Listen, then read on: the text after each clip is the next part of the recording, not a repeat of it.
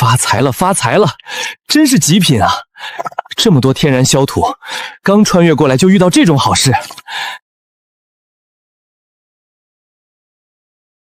哟，林渊，大家伙儿都在求雨，你倒好，在这玩起泥巴来了，想装疯卖傻躲过去？别用这种眼神看我！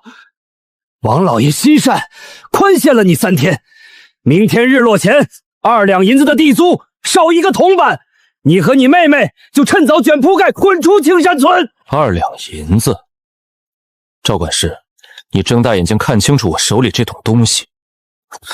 一桶发臭的烂泥，怎么你想拿这堆破烂抵债？我看你是真疯了。明天正午，县城苏记客栈，我会用这桶你连正眼都不瞧的泥巴，让这大齐国最毒的日皇底下凭空下起一场大雪，结出极寒的冰块。下雪？结冰？大伙儿听见没？这小子说他能在这大伏天里变出冰来，你以为你是神仙下凡，还是会什么妖术？回去告诉你们王老爷，明天正午带着100两现银，在苏记客栈大堂里等着。他要是想在这酷暑里买一块救命的寒冰，少一个铜板都不行。100两？你做你的春秋大梦！好，林渊，明天我就去城里看你下雪。你要是弄不出冰来，我立马收了你的房子，让你流落街头。哼，那咱们就走着瞧。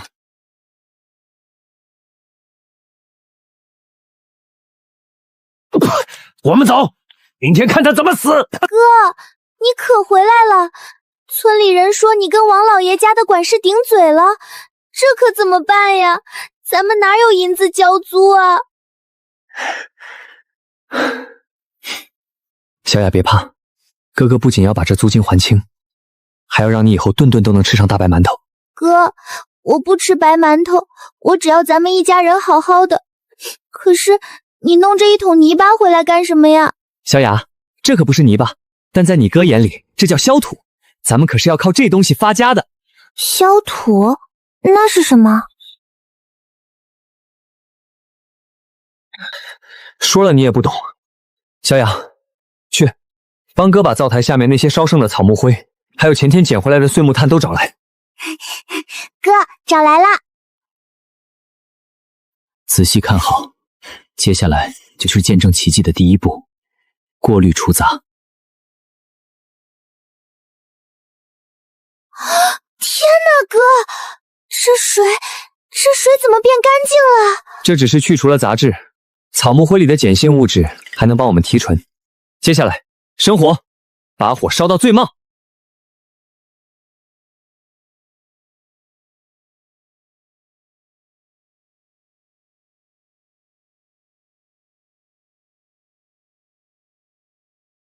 成了。哥，这是盐吗？咱们提炼出盐啦！这东西在夏天可比盐贵重100倍。小雅，收拾收拾，明天中午哥带你进城，去赚咱们的第一桶金。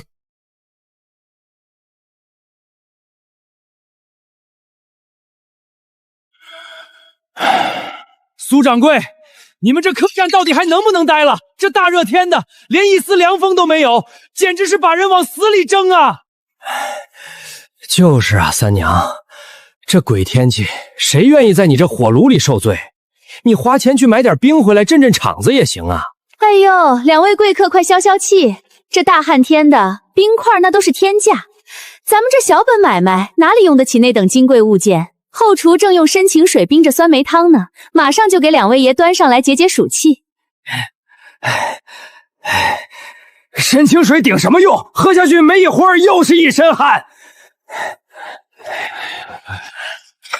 结账结账，不吃了，我宁愿去城外树林里凑合待着。诸位老板且慢，想看3伏天下雪，想在这火炉里尝一口极寒之冰的，都给我坐稳了。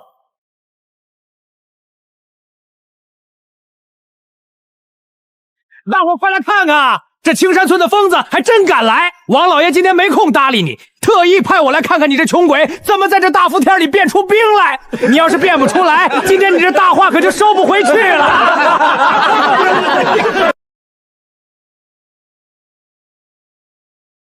这位兄弟看着面生，你扛个破木桶来老娘的店里大呼小叫，是来消遣我的吗？苏掌柜，我是来送你一场泼天富贵的人。泼天富贵？就凭你这身打扮，还有这个裹着破棉被的烂木桶，小兄弟，老娘这里开的是客栈，不是善堂，说大话也要看地方。苏掌柜，如果我能在这桶常温的井水中凭空变出冰块，从今天起，你这苏记客栈卖出的所有冰饮利润，我要分50%，并且你要为我提供一个单独的后院作为作坊。林渊，你这牛皮吹破天了，大伙儿可都听见了，你变啊！今天你要是变不出冰来，那2两银子的租钱你一分也别想欠，我立马派人回去收了你的房子。哥，咱们回去吧。看好了，都给我看仔细了。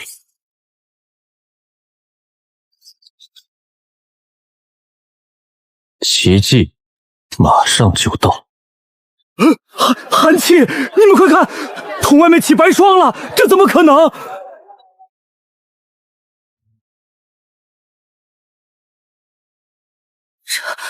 这到底是什么手段？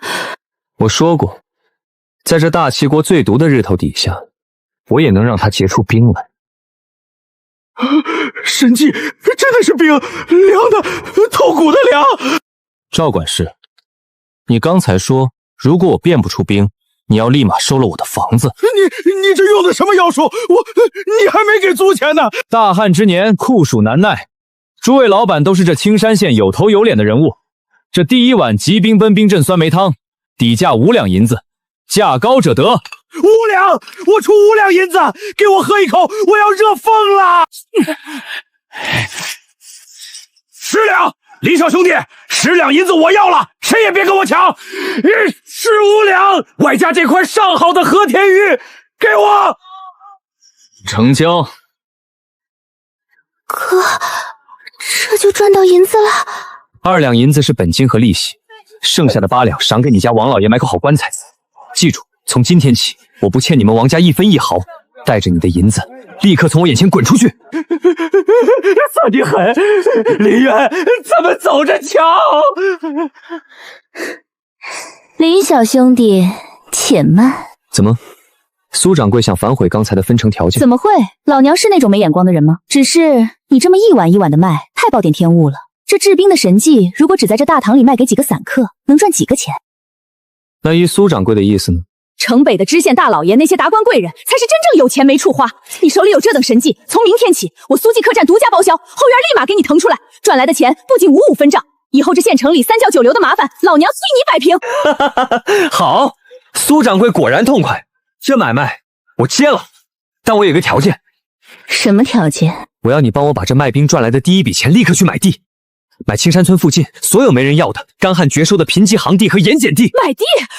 大旱之年2天都不能庄稼，你买那些鸟不拉屎的荒地干什么？钱都烧得慌吗？冰只是用来赚快钱的开胃小菜，真正能在这个世界上翻云覆雨的东西，你很快就会见识到的。疯了，真是疯了！林小兄弟，你知道这3天咱们卖冰赚了多少吗？整整500两！城北那几个大户人家为了抢咱们这独一份的寒冰盆，差点没在客栈门口打起来。意料之中，今夏酷热，冰乃刚需。哥，苏姐姐说咱们发财了，我这辈子都没见过这么多钱。钱只是数字。苏掌柜，我让你办的事，办妥了吗？妥了。喏，全在这儿了。青山村附近，连带隔壁2个村子，所有干旱快裂长不出庄稼的盐碱地和黄地，一共300亩。按照你的吩咐，全买下来了。林渊，你这脑子里到底装的什么迷魂药？全砸在这300亩废地上了。现在大旱，河床都干了，你买这么多死地，是打算在上面修祖坟吗？死地？苏掌柜，不出3个月，这些你眼中的废地就会变成整个大齐国最核心的命脉。掌柜的，不好了！王老爷带着人把咱们客栈给围了，说要见林公子。王半成，这老狐狸垄断了县里70%的粮食，现在跑来凑什么热闹？林渊，你在这儿待着，老娘去会会他。不用，他是冲着我来的。走吧，去见见我这位老东家。王老爷，好大的阵仗！不知道的，还以为你这县城的粮商改行做绿林好鞋了。林渊，几天不见，你倒是摇身一变，从我王家的泥腿子佃农变成苏记客栈的座上宾了。听说这几天城里风靡的治兵秘方是你弄出来的？运气好点不入流的把戏。王老爷今天带这么多人来，总不会是来讨要那2两银子的地租吧？明人不说暗话，林渊把治兵的秘方交出来，我给你1000两白银，外加城南一座3进的大宅子。这笔买卖你这辈子都赚不到。王老爷，林渊现在是我苏记客栈的合伙人，你跑到我的地盘上来强买强卖，未免太不把人放在眼里了吧？哼，林渊，应该戳到你经在兵一辈你的泥腿子是护不住的。匹夫无罪，怀璧其罪的道理你不懂吗？1000两，王老爷，你的格局也就只能看到这几块冰。秘方我不卖，您请回吧。林渊，你别给脸不要脸！王老爷能看上你的方子是你祖上积德，你敢拒绝？林渊，看来你是敬酒不吃罚酒了。你以为手里捏着几百两卖冰的碎银子就能跟我叫板？大汉3年特例无收，现在整个青山县甚至隔壁县的粮仓都在我王某人的手里，我不卖，这城里连1粒米都流不进去。从今天起，全县所有的米铺粮行绝不会卖给你们苏记客栈半粒粮食。你有再多的银子又怎样？我倒要看看你和你的妹妹能不能靠啃银子吃冰块活下去。我们走。断粮，这老畜生是要绝咱们的生路啊！林渊，现在有钱都买不到粮，黑市的粮价已经翻了10倍了。客栈后厨的存粮最多只够撑5天了。哥，小雅不饿，小雅把口粮省下来给你吃。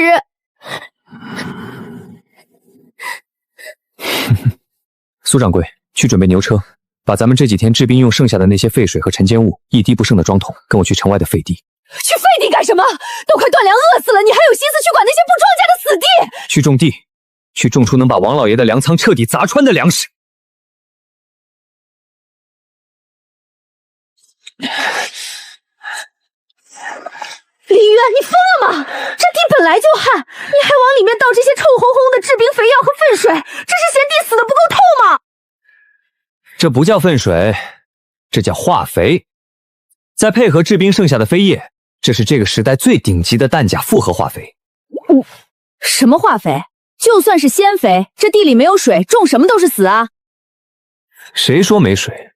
地下水脉还没断，我昨天已经让人连夜打造了水锤泵的零件，而且我买的这批种子是经过我用温水和盐水特殊筛选过的耐旱红薯和冬小麦。王半成想用断粮来掐死我，好，不出2个月，等我这300亩地迎来大丰收，等我把堆积如山的粮食以白菜价砸进市场，我要让他王半成仓库里囤积的那些高价粮食全部烂在手里，让他倾家荡产，跪在我的地头求我收留他。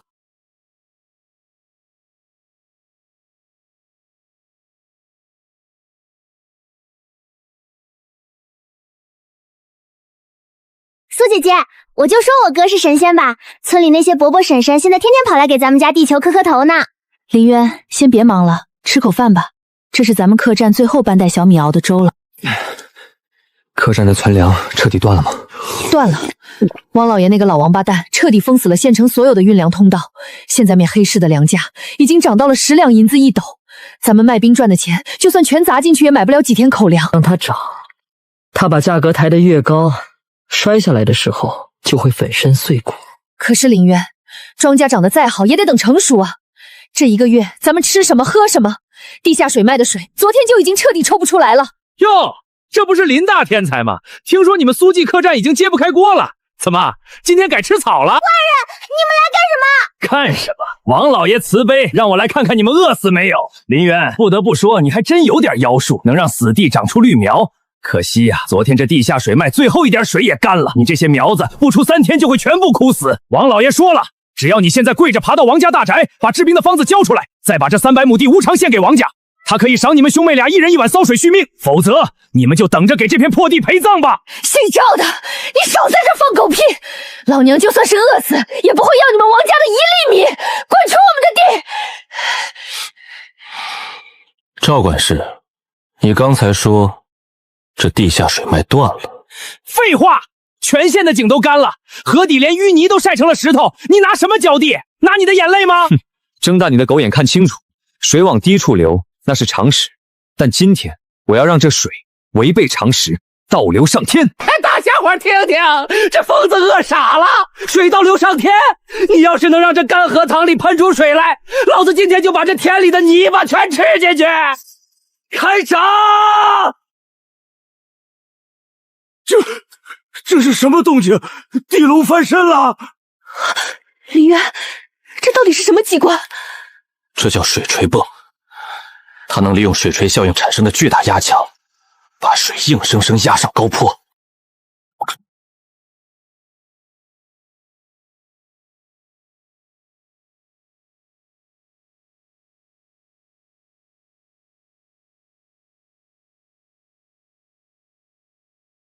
这不可能！水怎么会自己往高处流？妖法，这是妖法啊！出水了，真的出水了！林渊，你到底是怎么做到的？你真的是神仙下凡吗？神仙？不，我只是个种地的。回去告诉王半城，我林渊的地里永远不会缺水。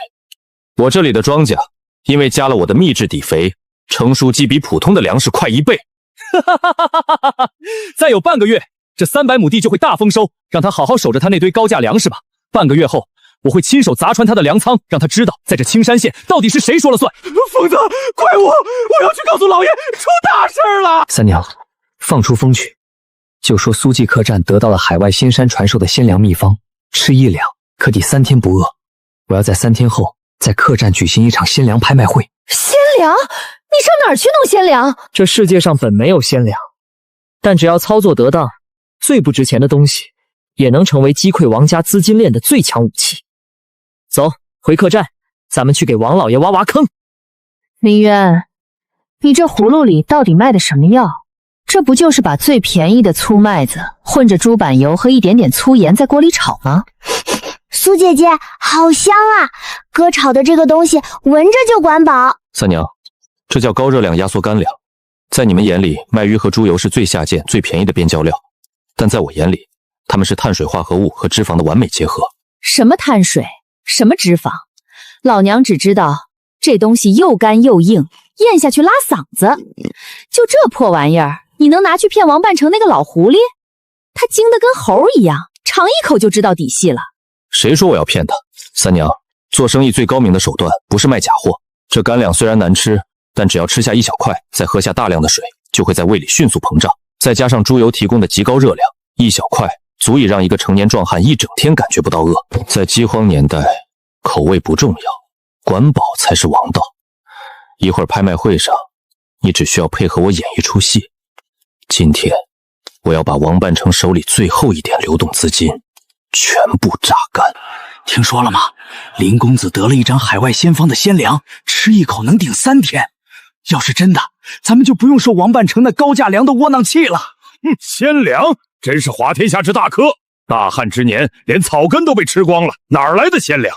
我看是有心怀叵测之徒，想在这灾年里招摇撞骗。大伙儿可别被林渊的泥腿子骗了，我家老爷今天来就是为了揭穿他的骗局。是不是骗局？王老爷看一眼便知。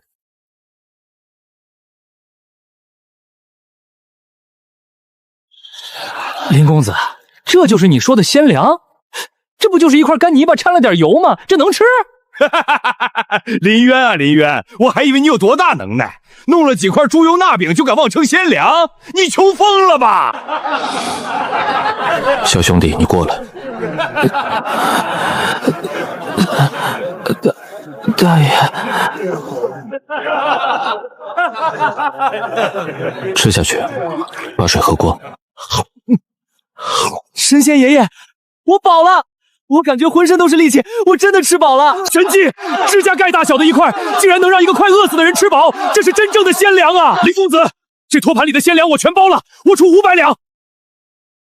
老爷，这东西邪门啊！要是被他们卖出去，咱们的粮价就崩了。都给我住口！林渊，你手里这东西确是个宝贝，开个价吧，我王家全买了。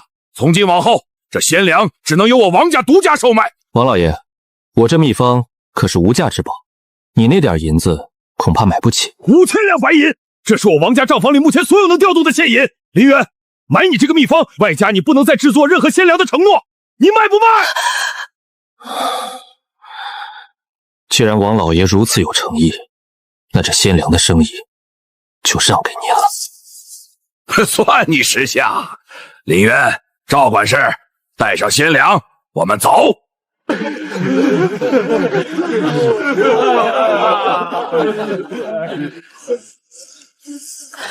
我的老天爷，5000两，就一张破纸，你竟然坑了他5000两！坑？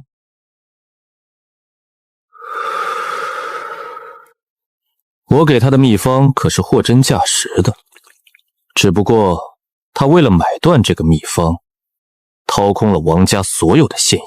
一个粮商手里没有了流动的现银，等半个月后，我的300亩冬小麦和红薯大丰收，以10倍于它的产量1/10的价格砸进市场的时候，他拿什么来救市？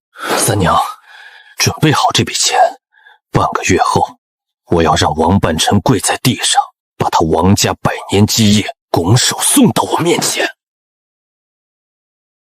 我的亲娘哎，林渊，这到底是什么神仙种子？这地下的土疙瘩怎么长得比小猪崽子还大？苏姐姐，你看，这一个红薯够咱们全家吃2天的了。这叫耐旱高产红薯，加上我配置的氮钾复合比以及水锤泵12个时辰不间断的地下水灌溉，亩产3000斤只是保守估计。3000斤，大齐国最好的上等水稻今年做唯独产也不过300-400斤啊！你这300亩废地，那就是将近100万斤的粮食。有了这100万斤粮食，王半城那点囤货连个屁都算不上。三娘，让雇工们加快速度，连夜装车。明天一早，我要让青山县的粮价体验一下什么叫高空坠落。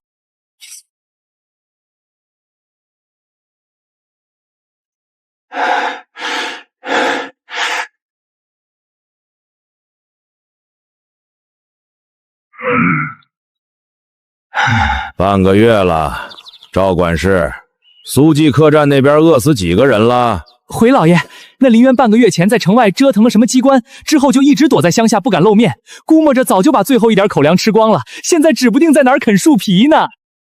哼，跟我斗，他也不看看自己是个什么东西。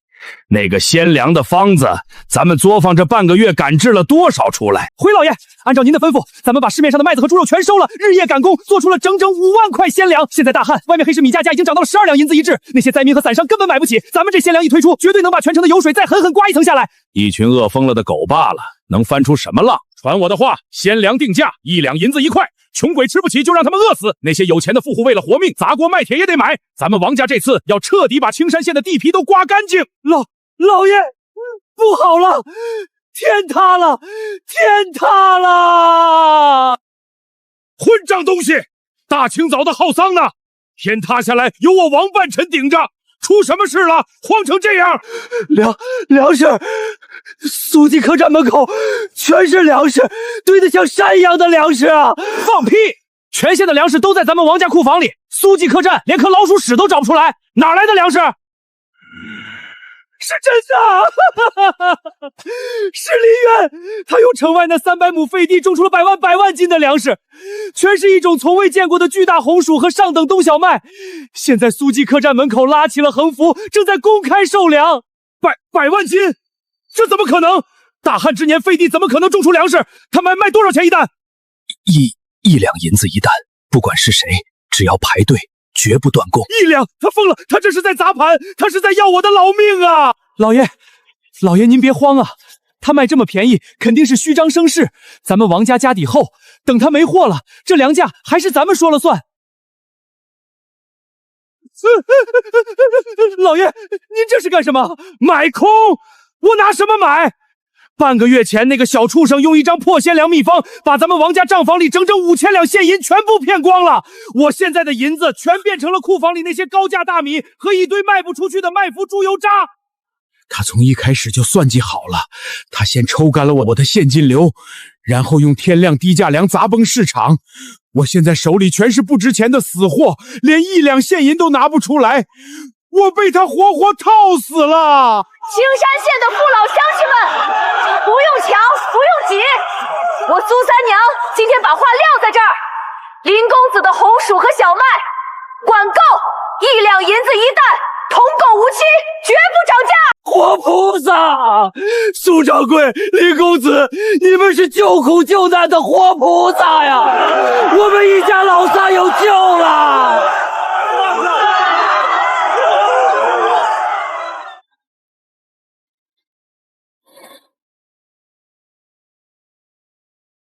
哥，咱们真的打败那个坏透了的王老爷了吗？打败他只是第一步，他手里还有全县最大的粮仓和地契。我要的不是他破产，我要他亲手把他王家的100年基业连本带利的吐出来，用来建立我们自己的商业帝国。哟，这不是王半城王老爷吗？什么风把您老吹到我们这小小苏记客栈来了？钱塘正忙着按1两银子一时卖粮呢，您要是来买粮，也得到前面排队去啊。林远，你赢了，我认栽。王老爷这话从何说起？咱们一直都是公平买卖，我种我的地，你卖你的粮，井水不犯河水。林公子，明人不说暗话，我手里的现银全在你那儿。现在外面那些跟着我高价囤粮的商户，还有地下钱庄的人都把我的大宅围了。我如果拿不出钱来平账，今晚他们就能把我王家活剥了。林公子，你若见死不救，我王富贵做鬼也不会放过你。我库房里还有整整5万担高价收来的粮食，我按2两银子一帅的成本价，不，1两5000一帅，我亏本卖给你，只要你给我现银救急。王老爷，您老是不是急糊涂了？我们自己有100万斤的低价新粮，成本低的你无法想象，凭什么要花1两5000去买你那些陈化粮？1两就按你们市面上的价格，5万担，你给我5万两现银，粮食全归你。李渊，你总不能看着我死吧？王老爷，在商言商，你那5万担粮食，现在除了我，全县没人买得起。5000两，我只出5000两。5000两，5万是粮食，你只给5000两，你这简直是明抢啊！张嘴，这里有你说话的份吗？闭嘴，给我滚出去！王老爷，听清楚我的条件，我要你名下所有的粮仓、青山县主街上的3间旺铺，以及你在城外的500亩上等谁田。签了字，拿走这5000两现银去还债保命；不签，门在后面，慢走不送。林渊，你好狠的心，我输得心服口服。林渊，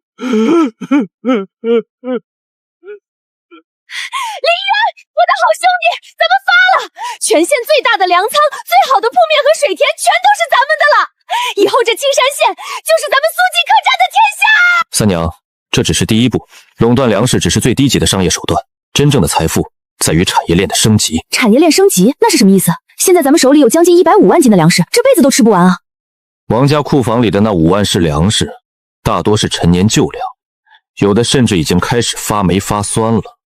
直接卖给百姓，那是害人。那咱们不是买了一堆废品回来，发霉的粮食连猪都不吃啊！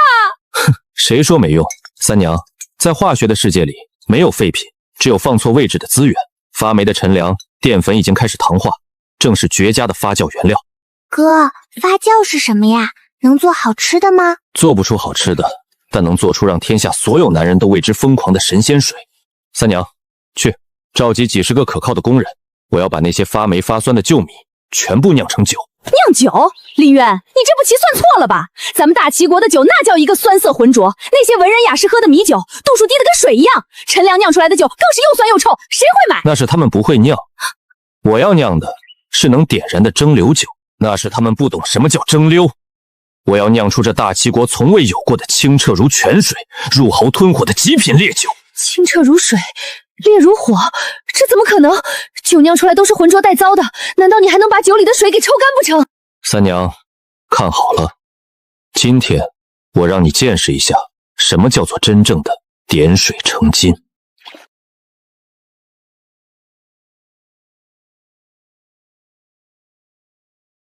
哥，出水了，真的出水了，而且好清澈呀！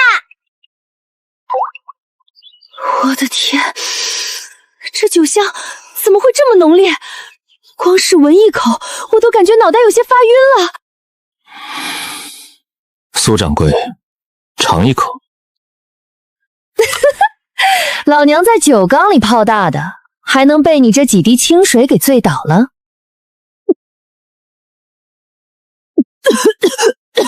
水，给我水！天哪，这哪里是酒，这简直是吞了一团烧红的炭火啊！一条火龙顺着老娘的嗓子眼直接窜到肚子里了。苏姐姐，你没事吧？太痛快了，这酒劲儿比大齐国最烈的烧春还要烈上10倍。林远，你这到底什么神仙法术？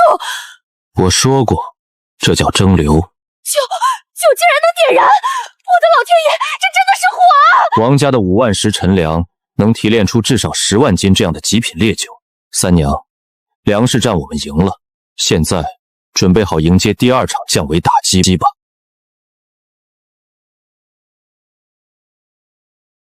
邪毒入体，高热不退，雷捕头这伤口已经开始溃烂了，老朽无能为力，准备后事吧。王大夫，你再想想办法！雷头是为了出城剿灭山匪才受的伤，他不能死啊！刀剑无眼，伤口溃烂乃是绝症。这大齐国上下，除了传说中的大内御医，谁能治得了这等邪风入体之症？王大夫治不了的病，我苏记客栈有人能治。苏掌柜，都什么时候了，你还来添乱？这位不是最近卖粮的那个林渊吗？他一个种地的，懂什么医术？简直是胡闹！雷捕头命悬一线，岂是你们市井商贩可以拿来吃药的？伤口感染，引发了急性败血症的前兆，再晚半个时辰，大罗神仙也救不回来。按住他的手脚，不管他怎么挣扎，绝对不能让他动。快按住雷头！你这是草菅人命！你要用什么邪术？邪术？今天我就让你见识一下，什么叫物理出军。这是酒，怎会有如此浓烈霸道的酒味？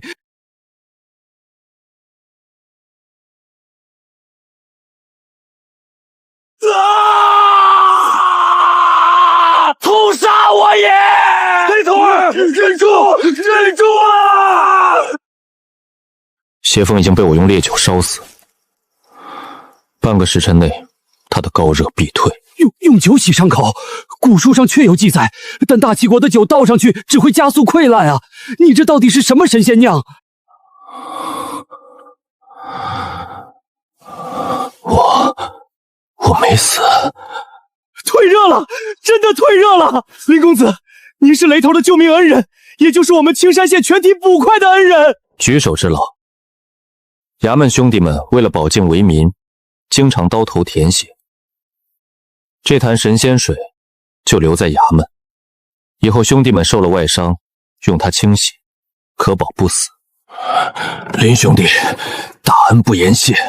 从今往后，在青山县，谁敢动你苏记客栈一根汗毛，就是跟我雷暴，跟我手底下这帮兄弟过不去。各位客官，大齐国第一烈酒烧刀子今日开售，1两银子1瓶，概不还价。喝不惯这烈火的，趁早别来沾边。好大的口气，给我来1瓶！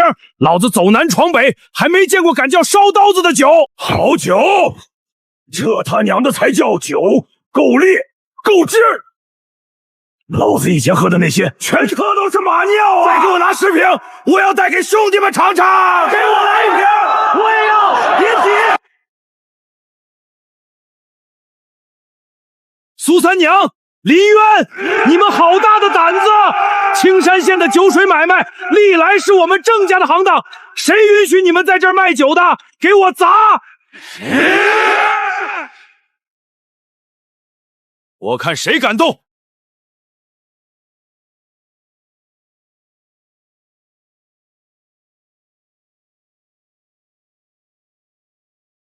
雷捕头，您这是什么意思？这苏记客栈不懂规矩，坏了行市。规矩，在大齐国，大清律律就是规矩。郑老三，你敢碰这店里一坛酒，我今天就把你老去打！林渊，你太绝了，用1坛酒救了雷暴。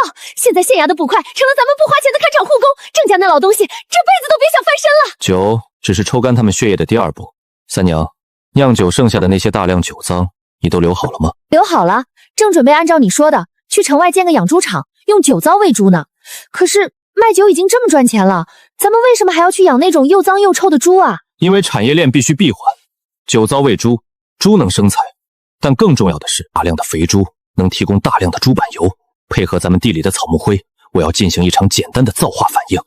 三娘，准备好吧，很快我要让全天下的女人和达官贵人，为了能够洗一个干干净净的澡，乖乖把银子捧到我们面前。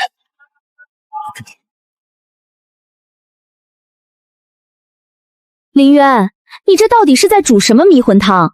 这几日你让人用酒熬喂猪，猪确实肥得快，可你现在把好好的猪板油跟那些烧炕用的黑草木灰混在一起熬，这又脏又腻的，看着就反胃。苏姐姐，我哥说这叫造化反应，能洗掉天下所有的脏东西呢。三娘，这东西叫肥皂。肥皂？你这猪油和草灰做出来的东西，真能洗干净人？耳听为虚，三娘，你亲自来帮我洗洗。这怎么可能？连一丝猪油的腥味和滑腻感都没有了，澡豆洗10遍也洗不出这种效果啊！这只是最基础的去污肥皂，要想从那些达官贵人的女眷手里大把的掏银子，还得再加点东西。这是我用高度酒精作为溶液，从城外百花园里提取的玫瑰精油，只需一滴，这灰扑扑的肥皂就会变成千金难求的香皂。林渊，这东西老娘要了，你开个价！不，这东西绝对不能当成普通皂角卖，我们要把它包装成大齐国最顶级的贡品。没错，奢侈品赚的就是暴利。三娘，我听说明天县令夫人要在城北的牡丹园举办赏花宴，全县所有有头有脸的富商太太都会去。我有一计，可让苏三娘出这口恶气。你的意思是咱们去砸场子？好嘞，老娘明天就让这帮眼高于顶的阔太太见识见识，什么叫真正的仙家洗髓丹。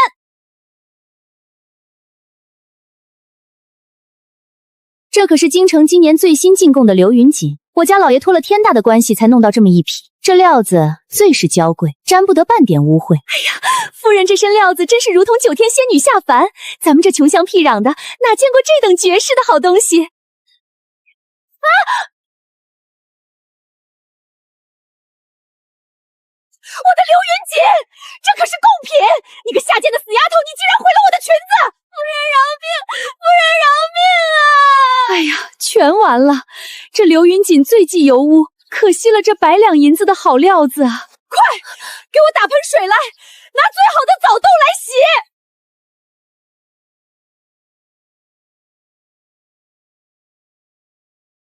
别洗了，越洗越脏，一群废物！夫人莫急，这等小污渍何须动怒？苏三娘，你一个开客栈卖酒的商户，怎么混进这赏花宴的？谁让你进来的？就是，苏掌柜，你平时在男人堆里卖那什么烧盐子也就罢了，这种高雅的地方也是你该来的，还敢大言不惭说什么小污渍，连京城的澡豆都洗不掉这油污，你懂什么？晶莹剔透，犹如极品羊乳白玉般。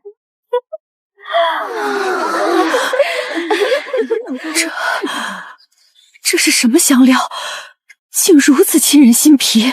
回夫人，这叫神仙玉骨皂，它不是香料，而是洗涤之物。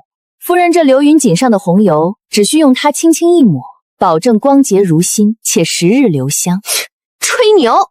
你当这是仙家法宝呢？夫人如果不信，大可一试。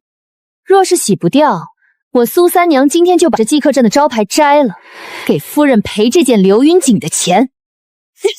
好，来人，按他说的洗。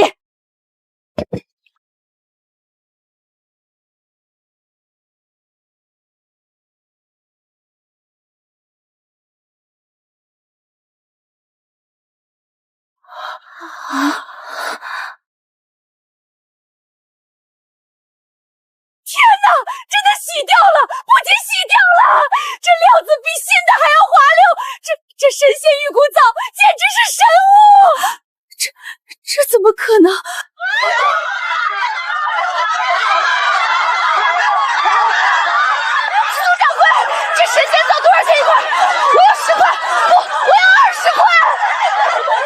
出1两银子一块